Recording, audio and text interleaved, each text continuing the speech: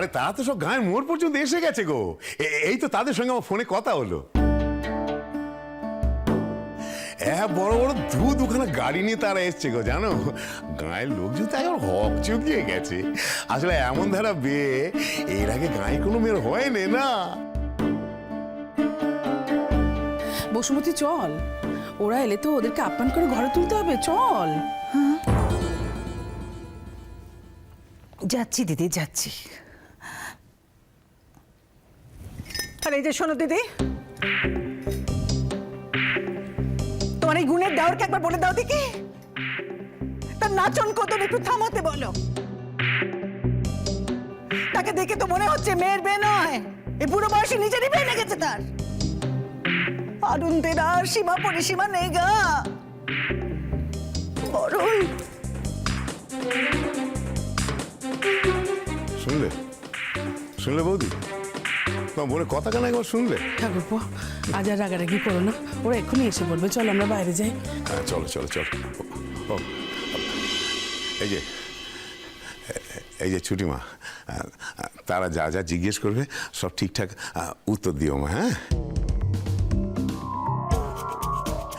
এই তো আজকের দিনটাই, আজকের পরীক্ষায় পাশ হয়ে গেলে তো ব্যাস একেবারে হয়ে গেল। তারপর তো সারাটা জীবন শুধুই সুখের সাগরে ভাষা, বুঝলে না মা? ঠিকঠাক উত্তর দিও। হ্যাঁ,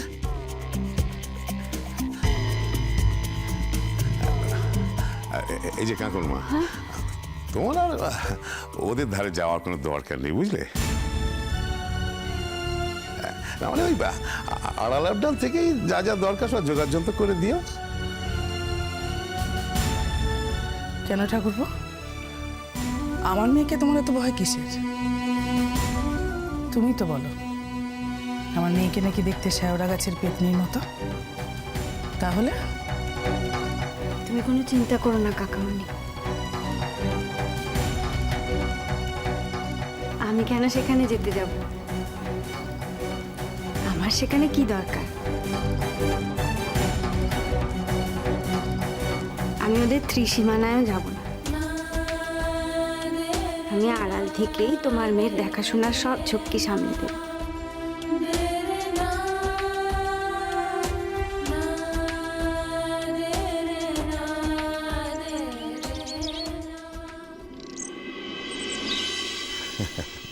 আসুন আসুন আসুন, বসুন বসুন বসুন। কি সৌভাগ্য আমাদের, আপনাদের মতো মানুষের পদধূলি পড়ে আমাদের বাড়িতে। বসুন বসুন। নমস্কার।